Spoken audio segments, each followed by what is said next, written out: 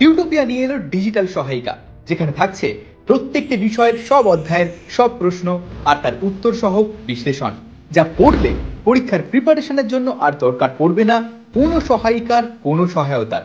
তাই মানে বইয়ের আর কোনো মানে নেই। টিউটোপিয়ার ডিজিটাল সহায়িকা পেতে লক্ষ্য রাখো টিউটোপিয়া লার্নিং অ্যাপের ইউটিউব চ্যানেলে।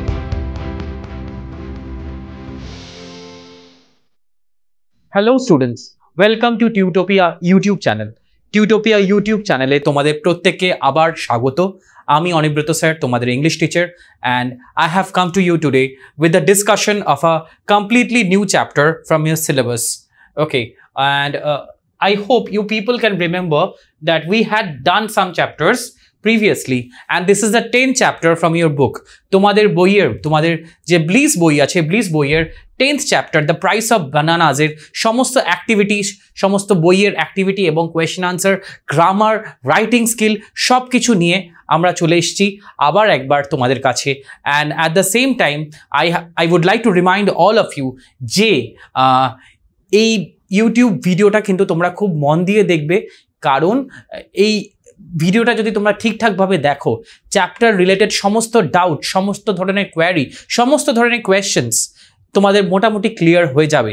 এবং আশা করি চ্যাপ্টার এটা পুরোটা দেখার পরে, ভিডিওটা দেখার পরে তোমাদের কোনো ডাউটই থাকবে না। এবং একটা জিনিস অবশ্যই তোমাদের মনে রাখার বিষয়, যেটা আমি বারবার প্রতিটা ক্লাসে তোমাদেরকে স্মরণ করিয়ে দিই, that is I sincerely hope যে এই চ্যাপ্টারটা অলরেডি তোমরা প্রত্যেকে বাড়িতে পড়ে ফেলেছো। কারণ চ্যাপ্টারটা যদি তোমাদের ঠিকঠাকভাবে না পড়া থাকে স্কুলে বা বাড়িতে, তাহলে কিন্তু আমি রিকোয়েস্ট করব যে এই ইউটিউব ভিডিওটা তার আগে তোমরা দেখো না, চ্যাপ্টারটা ভালো করে পড়ে তারপরেই ভিডিওটা দেখো, আদারওয়াইজ তোমাদের বুঝতে হয়তো কিছু সমস্যা হতে পারে। ঠিক আছে, তো এটাই আমার তোমাদেরকে প্রত্যেককে বলার। আর তোমাদের ডাউটগুলো নইলে ক্লিয়ার হবে না চ্যাপ্টারটা যদি তোমরা ভালো করে বাড়িতে না পড়ে থাকো। আমি আশা করছি তোমরা প্রত্যেকে এই চ্যাপ্টারটা বাড়িতে ভালোভাবে পড়ে ফেলেছো, এবং সেটা থেকেই আমি আমার চ্যাপ্টারের ডিসকাশনটা শুরু করে ফেলছি। একটা লাস্ট করা তোমাদের প্রত্যেককে আমি মনে করিয়ে দিতে চাই যে এই তোমাদের সুবিধার্থে আমরা এই পুরো ডিসকাশনটাকে, পুরো ক্লাসটাকে বিভিন্ন পর্বে ভাগ করেছি, এবং এই ইউটিউব চ্যানেলের আমাদের যে ভিডিওটি আছে তার শেষে একটি টাইম লাইন, এই ভিডিও শেষে একটা টাইম লাইন আমরা দিয়ে রেখেছি।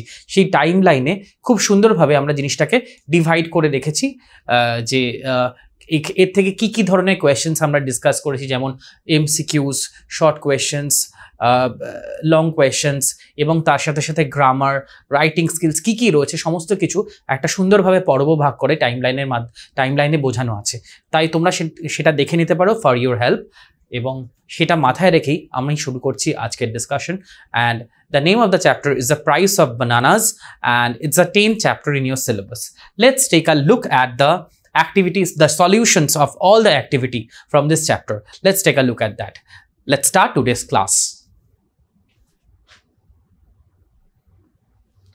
Okay, as usual, তোমাদের প্রতিটা চ্যাপ্টারেরই ইংলিশে সাধারণত শুরু হয় হচ্ছে এমসিকিউ দিয়ে, মাল্টিপল চয়েস কোয়েশ্চেন্স, যেটা তোমাদের সিলেবাসের একটা প্রচণ্ড স্কোরিং ভূমিকা পালন করে তোমাদের মার্কস স্কোর করার ক্ষেত্রে। যে কোনো সাবজেক্টে কিন্তু এমসিকিউ একটা খুব গুরুত্বপূর্ণ ভূমিকা পালন করে। তোমাদের মধ্যে অনেকেরই টেন্ডেন্সি আছে যে এমসিকিউ ভালো করে প্র্যাকটিস না করার, এবং যারা একটু ওভার কনফিডেন্ট তারা ভাবে যে মোটামুটি চ্যাপ্টারটা যদি আমি ভাবে সুপারফিশিয়ালি শ্যালো ওয়েতে পড়ে যাই, তাহলেও আমি এমসিকিউর আনসার করতে পারবো। Even if I read a summary of the chapter, I will be able to answer the MCQs from the chapter. এটা কিন্তু পুরোপুরি ভুল ধারণা, এটা কিন্তু কখনোই নয়। চ্যাপ্টার থরলি না পড়া থাকলে কিন্তু ভেতর থেকে যদি খুঁটিয়ে এমসিকিউ জিজ্ঞেস করা হয়, সেটা কিন্তু তোমাদের পক্ষে দেওয়াটা সম্ভব হবে না। তাই রিকোয়েস্ট করছি তোমরা ভালো করে কিন্তু চ্যাপ্টারটা অবশ্যই পড়বে। After that we can start the MCQs. It's a very scoring portion from your syllabus. Take the correct answers from the given alternatives. You will be given, as usual, 3 to 4 alternatives or options will be given, out of which you have to choose any one answer. Let's take a look at that. Chalo dekhe ni. First question. The author was on his way from Faizabad railway station to kahini shurute amra dekhi, at the very beginning of the story we notice that the author, that means the writer, lekhok, tini কোথায় যাচ্ছিলেন Faizabad railway station থেকে কোথায় যাচ্ছিলেন? Number A Delhi, number B Kolkata, number C Lucknow, number D Ahmedabad. And as per the text is concern, যদি আমরা একদম গল্পের শুরুতে দেখি তাহলে এটার উত্তর অবশ্যই দিল্লি নয়, এটার উত্তর অবশ্যই নয় Delhi,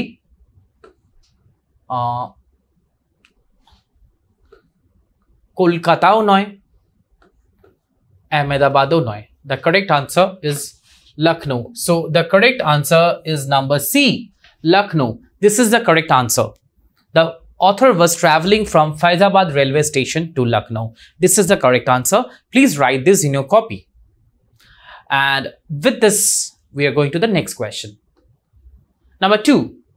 From the water pump, the passengers were filling up their আচ্ছা, ওয়াটার পাম্প থেকে, জলের পাম্প থেকে যারা রেলের প্যাসেঞ্জার ছিল তারা কি পূর্ণ করছিল বা কিসে ভরে জল নিচ্ছিল? Number A water bottle, number B earthen pitcher, earthen pitcher মানে হচ্ছে মাটির কলসি, মাটির পাত্র, নাম্বার সি ব্রাস জাগস, হ্যাঁ পিতলের জাগ, এবং তার সাথে সাথে নাম্বার ডি স্টিল বাকেট, স্টিলের তৈরি বালতি। Number A is wrong, number C is wrong, number A হবে না, ওয়াটার বটলও তারা ভরছিল না, ব্রাস জাগও ভরছিল না, number D is also wrong. The correct answer for this is number B earthen pitcher, তারা মাটির কলসি ভরছিল প্রত্যেকে। Number 3, the gentleman who came up to the author's compartment looked like, যেই ভদ্রলোক লেখক যেই কম্পার্টমেন্টে বা ট্রেনের কামরায় ট্রাভেল করছিলেন সেখানে যেই ভদ্রলোক এসে উপস্থিত হলেন, তাকে কিরকম দেখতে ছিল? Number a businessman, look like a businessman, তাকে কি একজন ব্যবসায়ীর মতো দেখতে ছিল বা বণিকের মতো দেখতে ছিল? Number B doctor, number C teacher শিক্ষক, নাম্বার ডি পোস্টম্যান। হ্যাঁ, and the correct answer for this is neither doctor, number B is incorrect, number C is incorrect, number D postman is also incorrect. The correct answer for this is number A businessman. The man looked like a businessman. This is the correct answer. Next we are going to number 4. Question number 4. The price the vendor asked for the bananas was, ফলওয়ালাটি বা ফল বিক্রেতা, এই গল্পে যে ফল বিক্রেতার চরিত্র আছে সে কলার জন্যে যে দাম চেয়েছিল সেটা কত? Number A 2 annas, number B 4 annas, number C 6 annas, number D 8 annas. 8 anas is wrong. Number C 6 anas is wrong. Number B 4 anas is also wrong. The correct answer for this is number A 2 anas. Number 5, the author drew the cartoon of লেখক কার cartoon draw করেছিলেন? লেখক কার cartoon draw করছিলেন? Number A fruit vendor, number B monkey, fruit vendor মানে ফলওয়ালা, ফল বিক্রেতা, নাম্বার বি মাঙ্কি বাঁদর, নাম্বার সি পোর্টার কুলি, নাম্বার ডি সেটজি যে বিজনেসম্যান ছিল যাকে নিয়ে সমস্যাটা পুরো তৈরি হলো, যিনি সমস্যার মূলে ছিলেন। অ্যাকচুয়ালি তিনি ভাবছিলেন অন্যরা সমস্যার মূলে, কিন্তু অ্যাকচুয়ালি তিনিই সমস্যার সৃষ্টি করেছিলেন। The answer is number D Sethji. This is wrong. Number A B and C all are wrong. Correct answer is number D Sethji. পরবর্তী প্রশ্নে আমরা যাওয়ার আগে একটা জিনিস শুধু তোমাদেরকে বলে দিতে চাই যে 5টা এমসিকিউ আমরা এখান থেকে ডিসকাস করলাম from the book. We have discuss the MCQs. এইবারে তোমরা হোপফুলি এটার একটা হিসাব রাখছিলে যে তোমাদের কটা এমসিকিউ ঠিক হলো বা কটা এমসিকিউ ভুল হলো। তো একটা জিনিস দেখে নাও যে কটা এমসিকিউ তোমাদের এক্স্যাক্টলি ঠিক হলো। যদি দেখো যে এমসিকিউতে কিছু ভুল হয়েছে, কোনো আনসার ভুল হয়েছে, তাহলে বুঝতে হবে তোমাদের চ্যাপ্টারটা ভালোভাবে পড়া নেই। তোমাদের পুরো প্রস্তুতিতে, তোমাদের পুরো প্রিপারেশনে কোনো না কোনো গাফিলতি আছে, কোনো না কোনো গ্যাপ রয়েছে, কোনো না কোনো ফাঁক রয়ে গেছে। কিন্তু এইভাবে ফাঁক থাকলে তো চলবে না। সমস্ত গাফিলতি কাটিয়ে উঠে আমাদেরকে ভালোভাবে পরীক্ষার প্রস্তুতি নিতে হবে, অবশ্যই নিতে হবে। কেননা ভালো রেজাল্ট করতে গেলে প্রত্যেকটা জায়গা আমাদেরকে, প্রত্যেকটা সমস্যা সংকীর্ণ যে জায়গা রয়েছে সেগুলো আমাদেরকে ভালোভাবে মেরামত করতে হবে।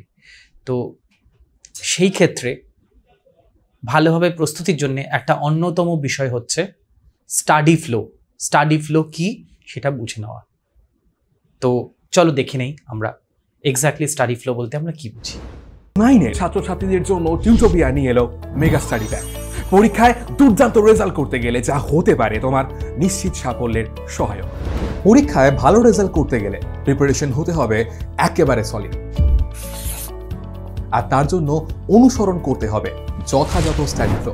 চলো এক ঝলকে দেখে নেওয়া যাক কি হওয়া উচিত তোমার স্টাডি ফ্লো, অর্থাৎ তুমি কিভাবে পড়লে সেই পড়াটা আর কখনো ভুলবে না, আর পরীক্ষায় ভালো নম্বরও পাবে।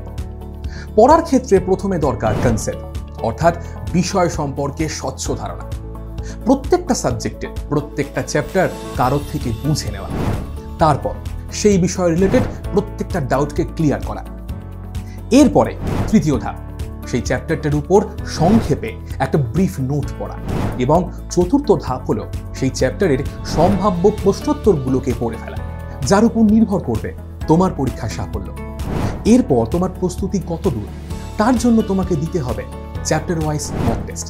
তবে শুধুমাত্র টেস্ট দিলেই কিন্তু হবে না, বিশেষজ্ঞ কোনো শিক্ষককে দিয়ে সেই উত্তরপত্র চেক করিয়ে বুঝে নিতে হবে কোথায় কোথায় খামতি রয়েছে।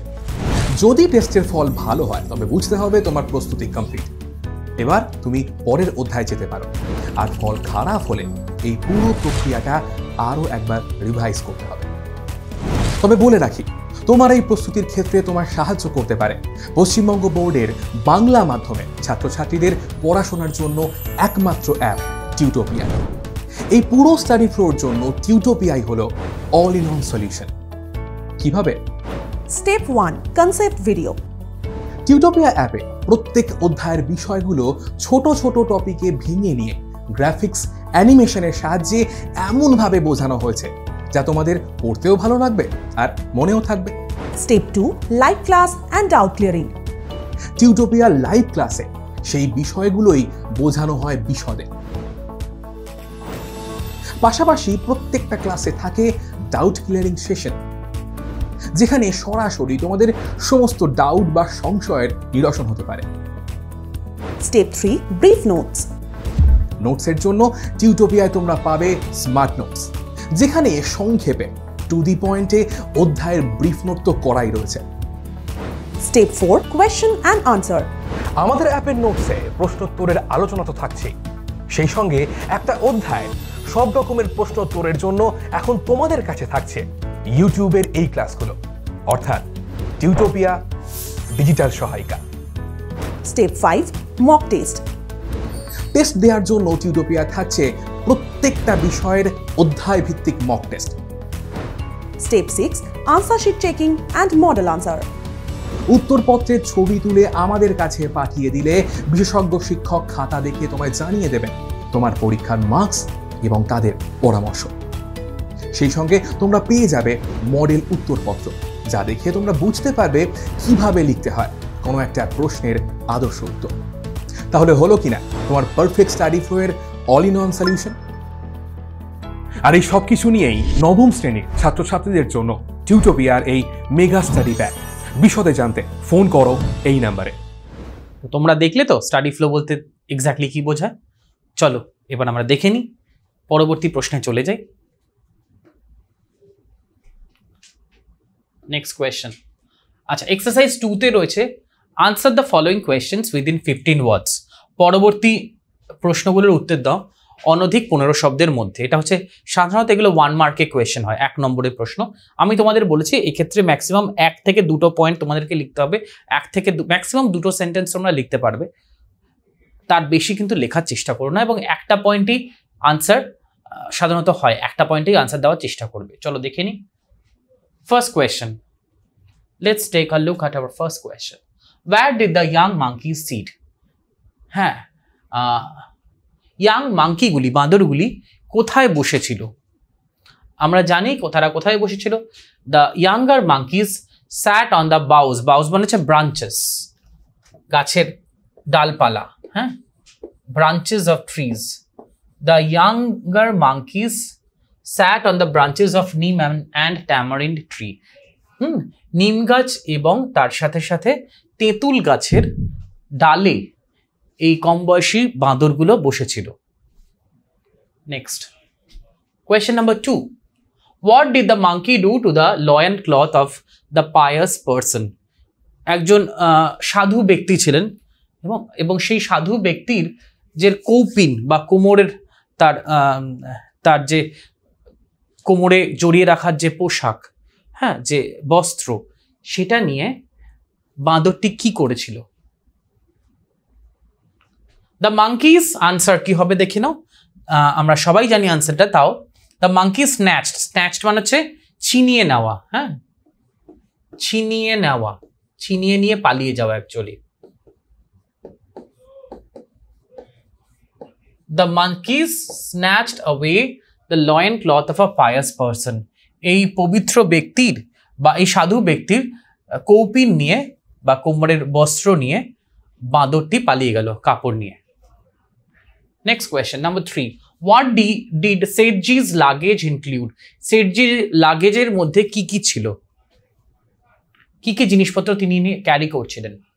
Answer, Sethji's luggage included a big steel trunk, একটা বড় স্টিলের তৈরি ট্রাঙ্ক, সেভারাল স্মল বাস্কেট, অনেকগুলি ছোট ছোট ঝুড়ি, অ্যান্ড আ ব্রাস জাগ, এবং একটি পিতলের তৈরি জাগ।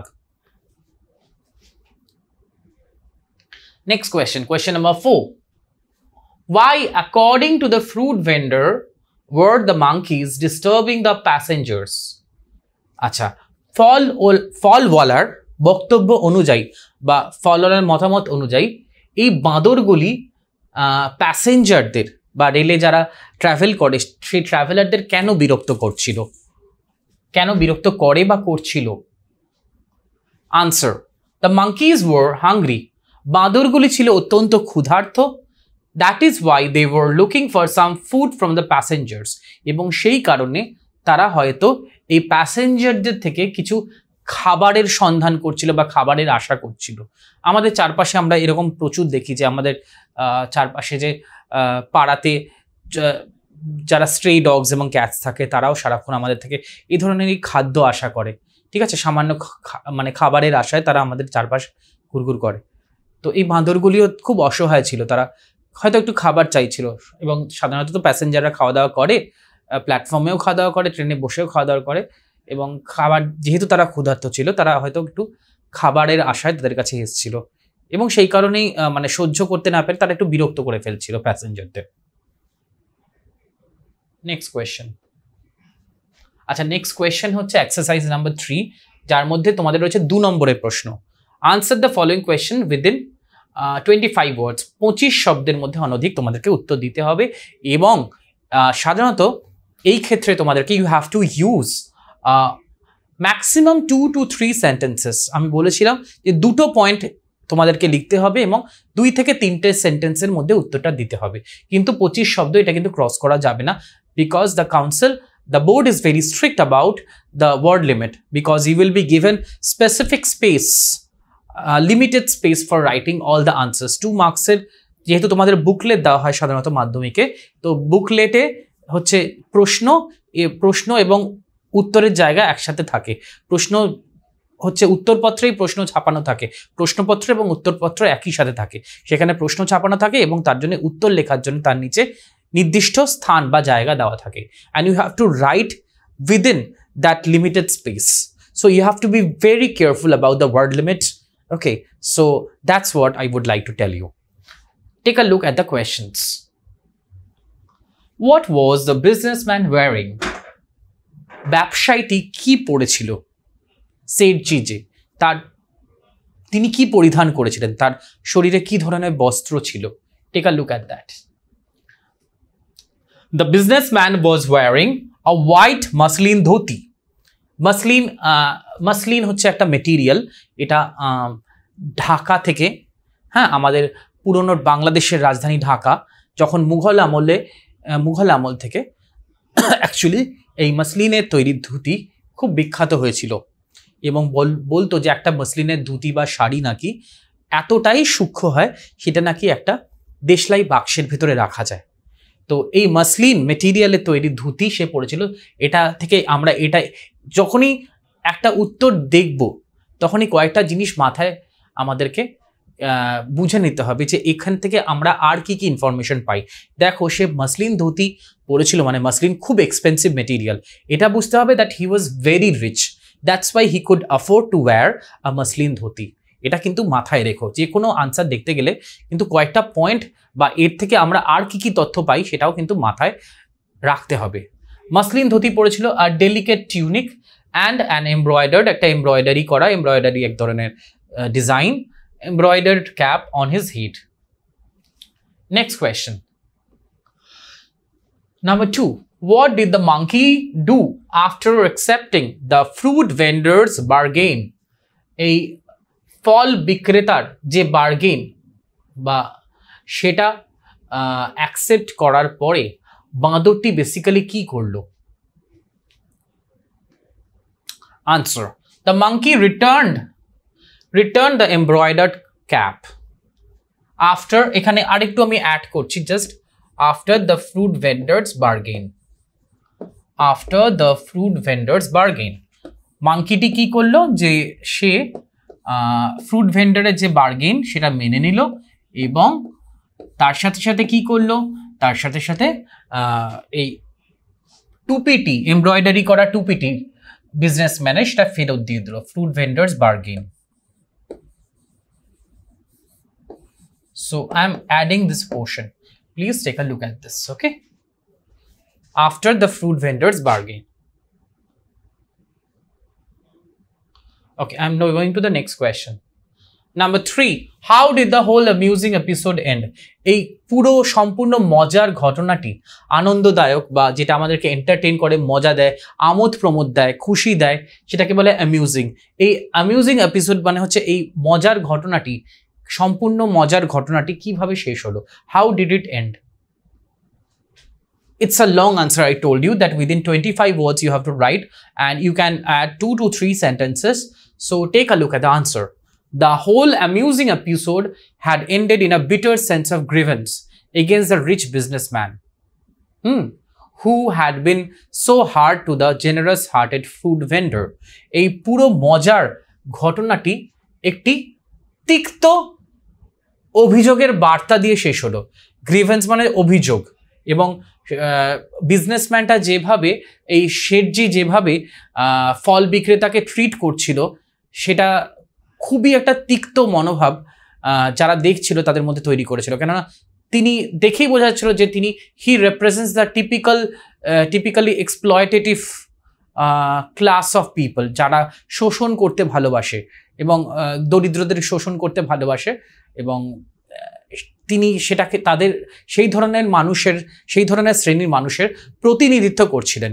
হি was representing that class of people who are basically very much exploitative by nature. তো তিনি কি করছিলেন, তিনি এই ভীষণ বড়লোক বিজনেসম্যানটি, তিনি যারা এই দয়ালু, এই দয়ালু ফল বিক্রেতার প্রতি তিনি অত্যন্ত কঠোর এবং নিষ্ঠুর আচরণ করছিলেন, এবং তার ফলে এই পুরো বিষয়টা দেখে মানুষের মনে, যারা ছিল প্ল্যাটফর্মে কিংবা যারা কম্পার্টমেন্টে ছিল, it created an uproar or bitterness against this businessman. জনমানসে বা জনমানবের মধ্যে একটা প্রতিক্রিয়া সৃষ্টি হলো, তাদের একটা জনরোষ, একটা ক্ষোভ তৈরি হলো এটার, এই লোকটার বিরুদ্ধে, যে কেন তিনি ফল বিক্রেতার সঙ্গে এত নির্দয় নিষ্ঠুর আচরণ করছেন এবং তাকে তার ন্যায্য পাওনা থেকে বঞ্চিত করছেন।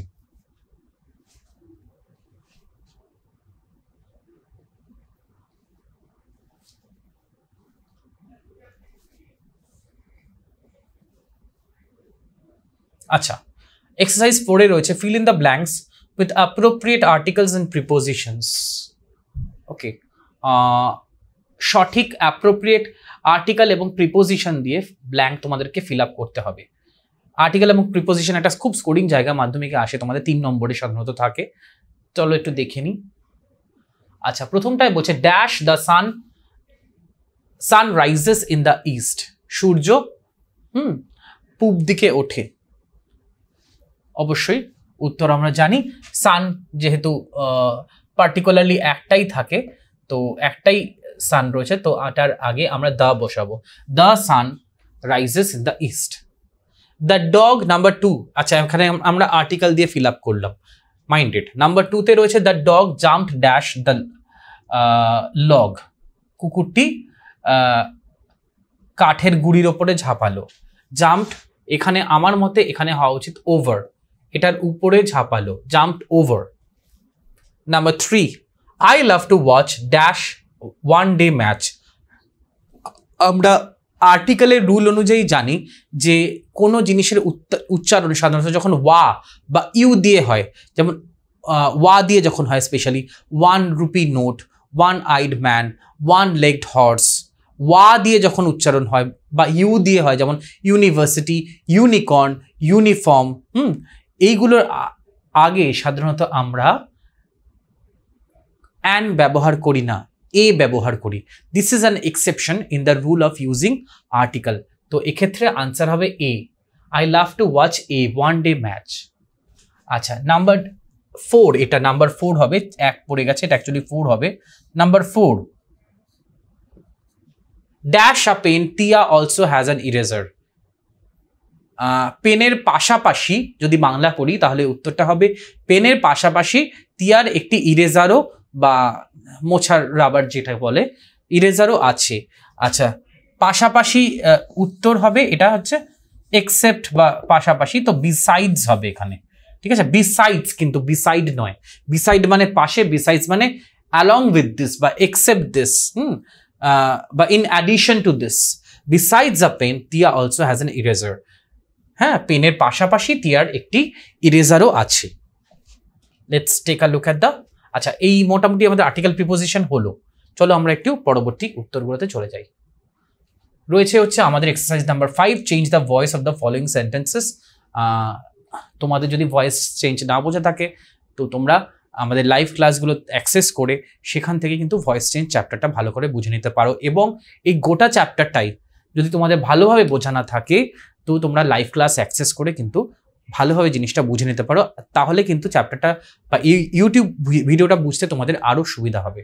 সো এখানে হচ্ছে অ্যাক্টিভ প্যাসিভ ভয়েস, তোমাদেরকে অ্যাক্টিভ থেকে প্যাসিভ ভয়েস বা প্যাসিভ থেকে অ্যাক্টিভ ভয়েসে চেঞ্জ করতে হবে।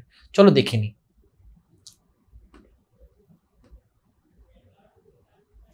আচ্ছা, মিস্টার খান নোজ মি, মিস্টার খান আমাকে চেনেন। সাধারণ এটা হচ্ছে সিম্পল প্রেজেন্ট টেন্সে বলেছে, this is an example of simple present tense. এই ধরনের চেঞ্জগুলো করতে গেলে উত্তরে সাধারণত হয় টু দিয়ে হয়।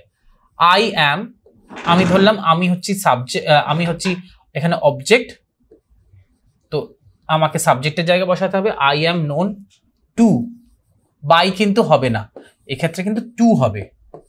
I am known to mister Khan. দেখে নেওয়া যাক উত্তর। হ্যাঁ, একদম ঠিক, I am known to mister Khan, this is the correct answer. Trina had composed a poem, Trina একটি কবিতা লিখেছিল। তো এক্ষেত্রে যদি আমরা চেঞ্জ করি তাহলে আ পোয়েমটা প্রথমে আসবে, আ পোয়েম। আচ্ছা, হ্যাড রয়েছে, হ্যাড কম্পোজড, তার মানে কি টেন্স এটা? অবশ্যই এটা this is an example of past perfect tense. তাই যখন চেঞ্জ করব তখন কিন্তু আমরা টেন্সটা চেঞ্জ করতে পারবো না, টেন্সটা একই রাখতে হবে, শুধু প্যাসিভ ফর্মে চেঞ্জ করব। এবং পাস্ট পারফেক্ট টেন্সের প্যাসিভ ফর্মে আমরা জানি হ্যাড এর সঙ্গে একটা বিন যুক্ত হয়। A poem had been composed by, a poem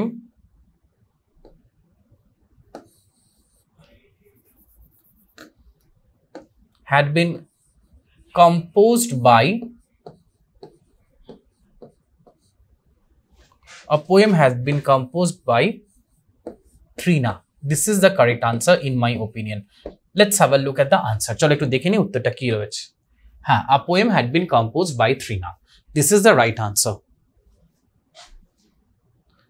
Next, I will always remember you.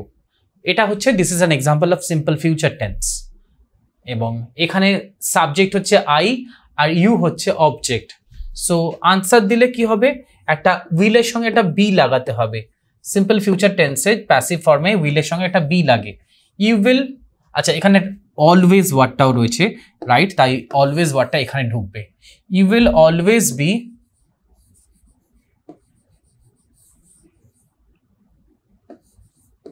Remembered by me. Past participle form ব্যবহার করলাম রিমেম্বারের। পাস্ট পার্টিসিপল ফর্ম কিন্তু খুব ইম্পর্টেন্ট, যে কোনো ভয়েস চেঞ্জের ক্ষেত্রে পাস্ট পার্টিসিপল ফর্ম কিন্তু ইউজ করতেই হয়। আইটা এখানে মি হয়ে গেল। You will always be remembered by me. চলো উত্তরটা দেখে নেওয়া যাক। হ্যাঁ একদম ঠিক, you will always be remembered by me. Number 4, they have made him the president of the club. Present perfect tense, তিনি ক্লাবের প্রেসিডেন্ট হয়েছেন তাদের দ্বারা। তারা তাকে ক্লাবের প্রেসিডেন্ট করেছে। চেঞ্জ করলে তিনি ক্লাবের প্রেসিডেন্ট হয়েছেন তাদের দ্বারা। তো এখানে the president of the, he has been made, এখানে হি হচ্ছে object, he has been made. এখানে আমরা জানি প্রেজেন্ট পারফেক্ট টেন্সে হ্যাজ বা হ্যাভ থাকলে প্যাসিভ ফর্মে কিন্তু তার সঙ্গে একটা বিন লাগে এবং পাস্ট পার্টিসিপল ফর্মটা ইউজ হয়। অলরেডি পাস্ট পার্টিসিপল ফর্মটা দেওয়াই ছিল। হি has been made the president of the club, ক্লাবের সভাপতি। হি has been made the president of the club. আনসারটা কিন্তু আমরা এরপরে দেখে নেব। হ্যাঁ, বাই দেম, তাদের দ্বারা, তিনি তাদের দ্বারা ক্লাবের প্রেসিডেন্ট হয়েছেন। উত্তরটা দেখে নি, he has been made the president of the club by them. Correct answer. এবারে রয়েছে fill in the blanks with the appropriate form of the given verbs in brackets. এটা হচ্ছে টেন্সের বা কারেক্ট ফর্ম অফ ভার্বস। ঠিকঠাক tense দিয়ে বা correct form of verb দিয়ে আমাদেরকে ব্ল্যাঙ্কগুলো ফিল আপ করতে হবে। তার আগে আমাদেরকে সেন্টেন্সগুলো দেখে বুঝে নিতে হবে যে কি টেন্সে এটা লেখা হতে পারে। They dash their puja vacation in the hills. তারা তাদের পুজোর ছুটিটা হিলে কাটিয়েছিল। আচ্ছা, এখানে অনেক কিছুই হতে পারে। এখানে হতে পারে হচ্ছে, দেখো এখানে স্পেন্ট হতে পারে, মানে হচ্ছে সিম্পল পাস্ট টেন্স। তারা তাদের পুজোর ছুটিটা পাহাড় বা পার্বত্য অঞ্চলে কাটিয়েছিল, হিল স্টেশনে। They spend the puja vacation, they are spend puja vacation in the hills. আচ্ছা, এখানে উইল স্পেন্ডও কিন্তু হতে পারে, ঠিক আছে। এখানে কিন্তু একাধিক আনসার হতে পারে। Will spend, they will spend their puja vacation in the hills, ঠিক আছে। We dash in the city for over 10 years। এক্ষেত্রে কিন্তু একটি উত্তর অ্যাকসেপ্টেড হবে। তারা এই শহরে 10 বছরের বেশি সময় ধরে থাকছে, বা আমরা এই শহরে 10 বছরের বেশি সময় ধরে থাকছি। উই হ্যাভ বিন লিভিং, মানে আমরা 10 বছর আগে এই শহরে থাকা শুরু করেছিলাম এবং এখনো সেই থাকাটা আমার কন্টিনিউ হচ্ছে। We have been living in this city for over 10 years। I dash just reading, এখানে দুটো ব্ল্যাঙ্ক আছে। I dash just dash reading the book. আমি সদ্য বইটি পড়া শেষ করেছি, ফিনিশ দিয়ে করতে বলেছে, শেষ করেছি, তার মানে সদ্য সমাপ্ত হয়েছে এমন কাজ, তার মানে প্রেজেন্ট পারফেক্ট টেন্স। এমন কাজ যা সবে শেষ হয়েছে, যার ফল এখনো বর্তমান, যেটা এখনো অতীত হয়ে যায়নি। It is still present tense, it is still, and the impact, the impression, the effect of that tense is still there, so it is not yet past. So we can say this is an example of present perfect tense. Present perfect টেন্সের rule অনুযায়ী প্রথমে একটা have বসবে বা has বসবে, I এর পরে have বসে, আর এই ব্ল্যাঙ্কটা হচ্ছে ফিনিশের পাস্ট পার্টিসিপল ফর্ম বসবে, তার মানে হচ্ছে finished. I have just finished, this will be the answer. I have just finished reading the book. Number 4, the project dash by June next year. আগামী বছরের জুনের মধ্যে প্রজেক্টটি কমপ্লিট হবে, ঠিক আছে। তো কমপ্লিট হবে তার মানে হচ্ছে সিম্পল ফিউচার টেন্স, তো আমি লিখে দিই will be completed। হবে সিম্পল ফিউচার, ভবিষ্যতে হবে, ঠিক আছে। Next, change the mode of narration in the following sentence. Active প্যাসিভের সঙ্গে আরেকটা ইন্টারেস্টিং চ্যাপ্টার যেখান থেকে তোমাদের কোয়েশ্চেন আসে মাধ্যমিকে 3 বা 4 নম্বরের ইউজুয়ালি ট্রান্সফরমেশন অফ সেন্টেন্সেসের মধ্যে থাকে, সেটা হচ্ছে narration change, direct and indirect speech. চলো দেখে নেওয়া যাক প্রশ্নগুলো। Rahul said, alas Brazil has lost the match. Alas হচ্ছে একটা ইন্টারজেকশন আমরা জানি, আর বলছে ব্রাজিল, হাই ব্রাজিল ম্যাচটি হেরে গেছে। ঠিক আছে, তো উত্তর হতে পারে হচ্ছে, যেহেতু এখানে এটা হচ্ছে এক্সক্লেমেটরি সেন্টেন্স যেটার মাধ্যমে ইমোশন এক্সপ্রেস করছে, দেখো এক্সক্লেমেশন মার্ক আছে, তার মানে এটার মাধ্যমে কোনো আবেগ প্রকাশ করা হচ্ছে। এখানে কি আবেগ প্রকাশ করছে? স্যাডনেস, সরো বা regret. Rahul exclaimed with sorrow,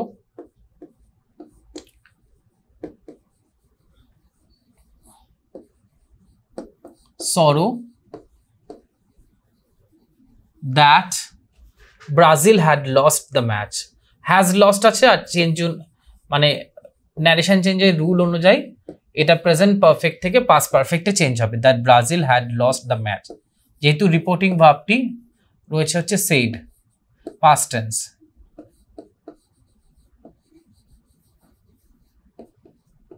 next, Rahul exclaimed in sorrow, ওরা বলছে উইথ সরো হবে, কোনো অসুবিধা নেই। Rahul exclaimed in sorrow that Brazil had lost the match. Okay, let us go for a picnic said Shabnam to Chandni. এখানে শবনম চাঁদনিকে একটা প্রপোজাল দিচ্ছে। কিসের প্রপোজাল? যে চলো আমরা একটু হাঁটতে যাই, লেট আস, চলো আমরা একটু হেঁটে আসি। আনসার দিয়েছে, আমি প্রপোজাল বলেছি তাই প্রপোজড চেঞ্জ হয়ে গিয়ে, সেটটা চেঞ্জ হয়ে গিয়ে হলো proposed. Shabnam propose to Chandni, শবনম চাঁদনিকে প্রপোজাল দিল that they should go for a walk, যে তাদের হাঁটতে যাওয়া উচিত, বা তারা হাঁটতে যাবে বা হাঁটতে যাওয়া উচিত। Good morning madam said the students, number 3, question number 3, good morning madam said the students to the teacher. এখানে স্টুডেন্টরা টিচারকে বলছে গুড মর্নিং, সুপ্রভাত ম্যাডাম। কোনো মহিলা টিচার, ডেফিনেটলি ম্যাডাম আছে, তাই তারা কি করছে? তারা অভিবাদন জানাচ্ছে, গ্রিট করছে। যখন ম্যাডাম প্রথম ভোরবেলা বা সকালবেলা স্কুলে ঢুকছেন, ম্যাডামের সঙ্গে প্রথম যখন তাদেরকে দিনের সাক্ষাৎ হচ্ছে, তখন তারা ম্যাডামকে গ্রিট করছে, এটা বলে good morning madam. So the reporting verb এখানে সেড থেকে চেঞ্জ হয়ে গিয়ে হবে গ্রিটেড। হ্যাঁ, গ্রিটেড হবে, এটা চেঞ্জ হয়ে গিয়ে, ঠিক আছে, অভিবাদন জানালো বা ওয়েলকাম জানানো। আনসার বলছে কি, the students greeted their madam good morning.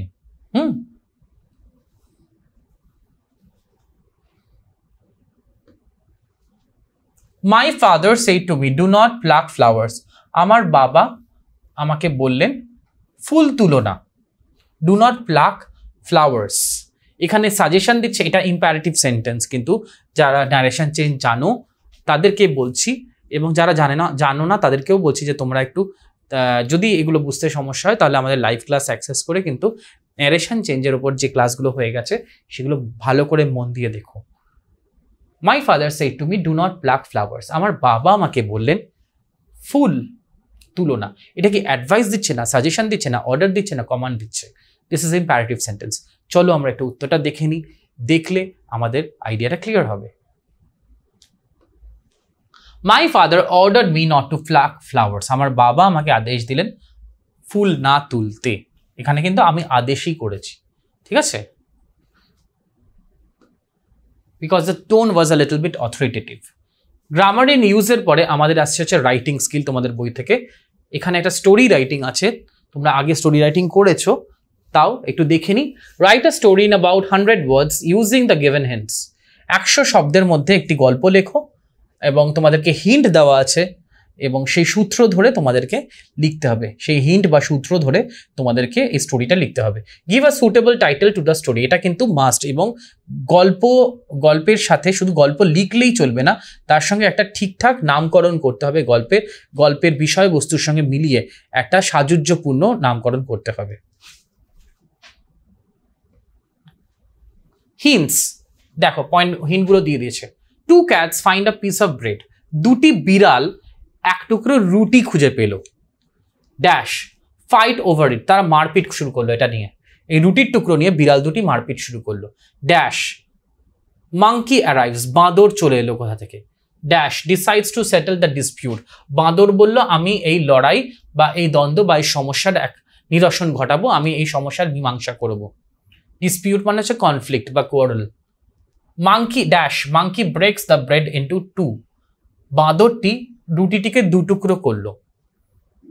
Dash uneven size, রুটিটির টুকরো দুটো সমান হলো না। Dash it's a portion from the larger share, ওই রুটির বড় অংশ যেটা ছিল, একটা অংশ বড় ছিল একটা অংশ ছোট ছিল, বড় অংশটা বাঁদরটি খেয়ে নিল। ড্যাশ ডিসপিউট কন্টিনিউস, ঝামেলা চলতেই থাকলো। Dash monkey eats both pieces of bread, বাঁদরটি রুটির দুটি টুকরোই খেয়ে নিল। এই গল্পটা আমাদের প্রত্যেকেরই ছোটবেলায় জানা, খুবই পপুলার একটি গল্প। চলো আমরা দেখে নিই যে জিনিসটা আমরা কিভাবে ফ্রেম করে বাক্য সাজিয়ে সেন্টেন্স করে করে সুন্দরভাবে লিখতে পারি। Let's have a look at this. চলো দেখে নিই।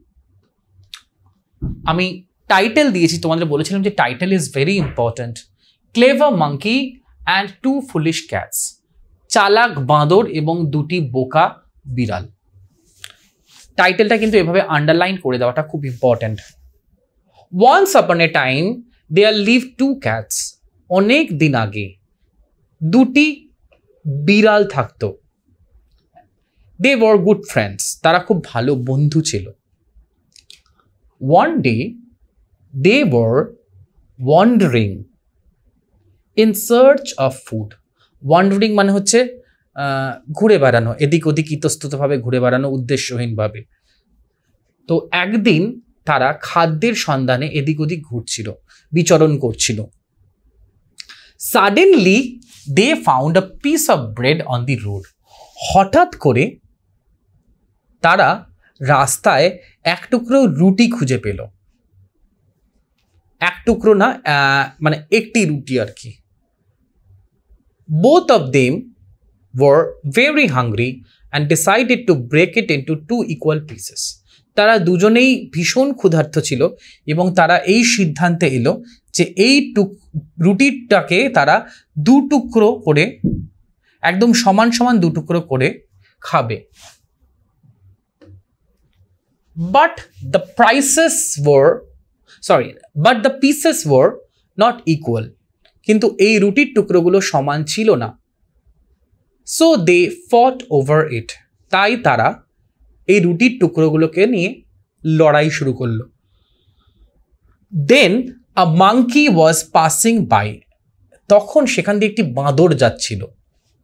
He arrived there and decided to settle the dispute. বাঁদরটি সেখানে উপস্থিত হলো এবং সিদ্ধান্ত নিল যে এই সমস্যার মীমাংসা সে করবে, এই সমস্যার সে নিরসন ঘটাবে, ঝগড়া মেটাবে ওদের দুজনের। The cats also agreed to his proposal. বিড়ালগুলিও তার এই প্রপোজালে, তার এই সাজেশনে সাড়া দিল, সম্মত হলো। So he broke the bread into two portions. এখানে positions হবে না, এখানে portions হবে। This should be portions. সে বলল যে আমি এই রুটিটিকে দু টুকরে বিভক্ত করব।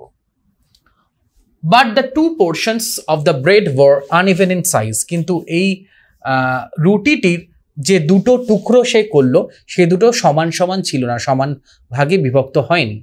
So he took a larger bite from the larger portion of the bread. হ্যাঁ, larger portion of the bread. ওকে, তো রুটিটির বড় যে টুকরোটা ছিল তার থেকে অনেকটা অংশ সে খেয়ে ফেললো। So that position became smaller than the other. That portion became, এখানে position হবে না, portion হবে। That portion became smaller than the other. ঠিক আছে, একটি টুকরো থেকে অন্য টুকরোটি আরো ছোট হয়ে গেল। None of the cats agreed to take the piece. দুটি বিড়ালের মধ্যে কেউই এবারে রুটিটা নেবে না। So the dispute continued.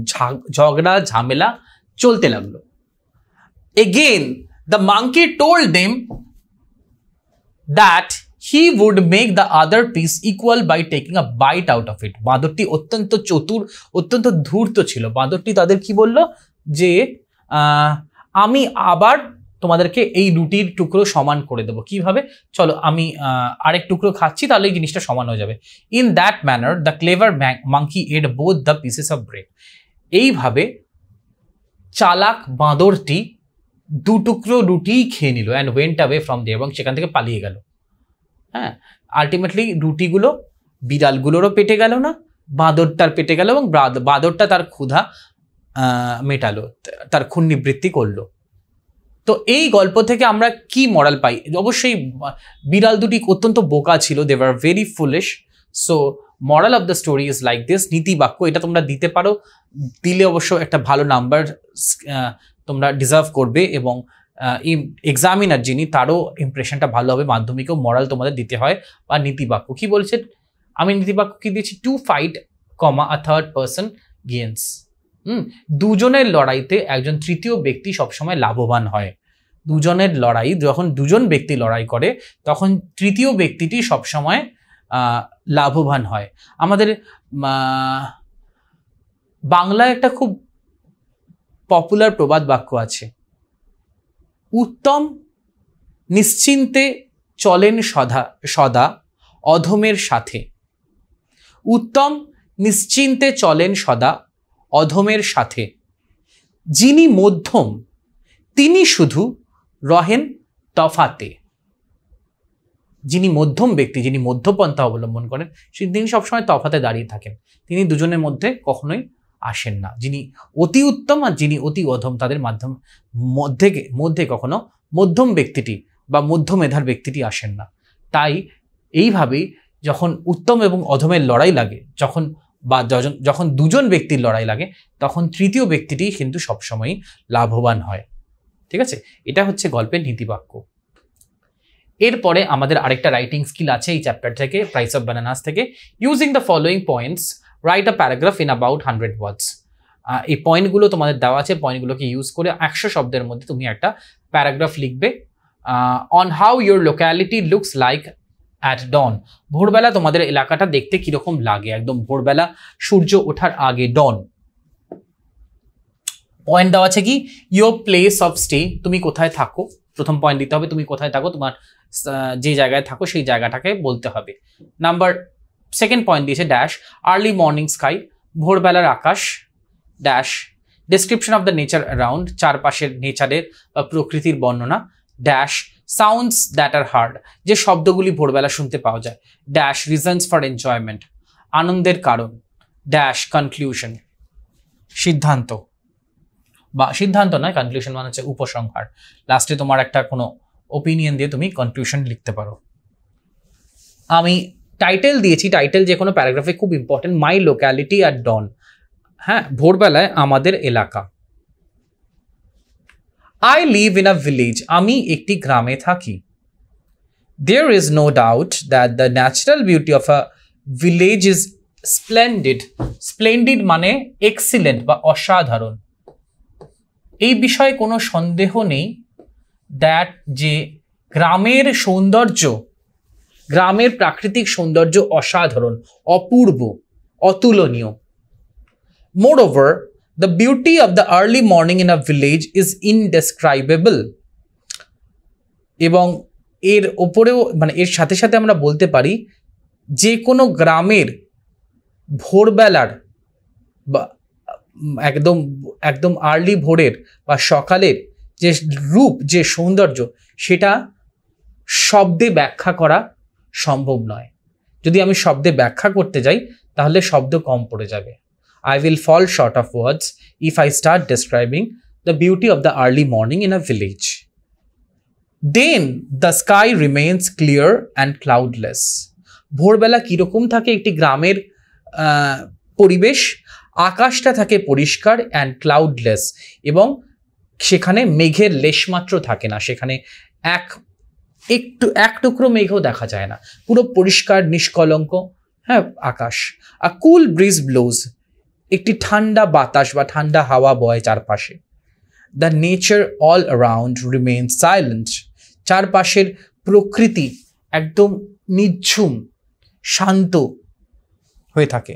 The nature all around remain silent, চারপাশে প্রকৃতি থাকে একদম শান্ত, নিস্তব্ধ। Only the chirpings of the birds is heard. শুধুমাত্র পাখির ডাক শোনা যায়। ওপেন মিডোজ, মানে একদম খোলা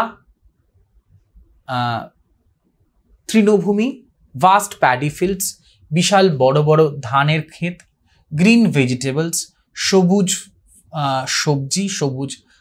সবজি, ব্লসমিং ফ্লাওয়ার্স, সদ্য ফোটা ফুল, look bright in the smokeless air. এই সব কিছু প্রকৃতির যে অংশ, এই সমস্ত কিছু প্রাকৃতিক জিনিস, সেগুলো ধোঁয়াহীন বাতাসে, ধোঁয়াহীন বাতাস মানে স্মোকলেস নেই, মানে সেখানে কোনো বাতাসে স্মোক নেই, মানে সেখানে কিন্তু কোনো কলকারখানা নেই বা কোনো দূষণ নেই। So they look bright in the smokeless air. Then the scenery of our locality is really charming.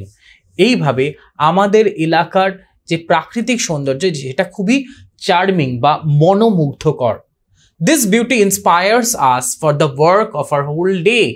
এই সৌন্দর্য মানে আমাদেরকে নিজেদের কাজ করতে একটা প্রেরণা যোগায়। মানে সকালবেলাটা যদি এরকম সুন্দর একটা রূপ দেখে, প্রকৃতির রূপ দেখে আমরা দিনের কাজ শুরু করি, তাহলে আমাদের মধ্যে একটা খুব পজিটিভ এনার্জি, খুব পজিটিভ ভাইব চলে আসে ভেতরে।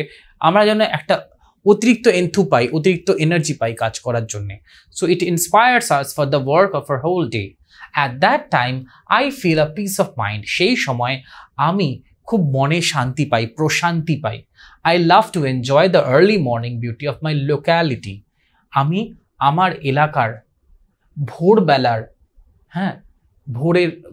ভোরবেলা বা সকালের যে সৌন্দর্য, সেটা অত্যন্ত উপভোগ করি, অত্যন্ত ভালোবাসি।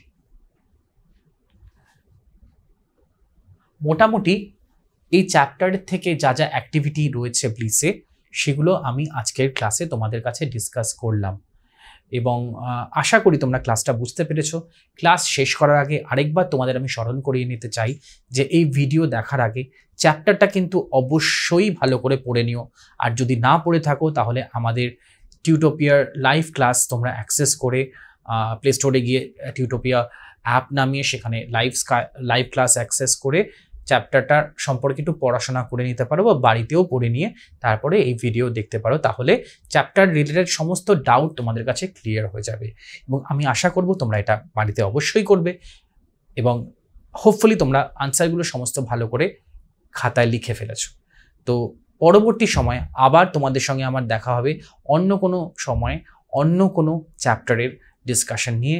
ততদিনের মতন তোমরা সকলে ভালো থেকো, খুব ভালো করে পড়াশোনা করো এবং এই গ্রীষ্মকালে ডেফিনেটলি প্রচুর জল খাও, হাইড্রেটেড থাকো এবং নিজের শরীরের যত্ন নাও। Take care, by.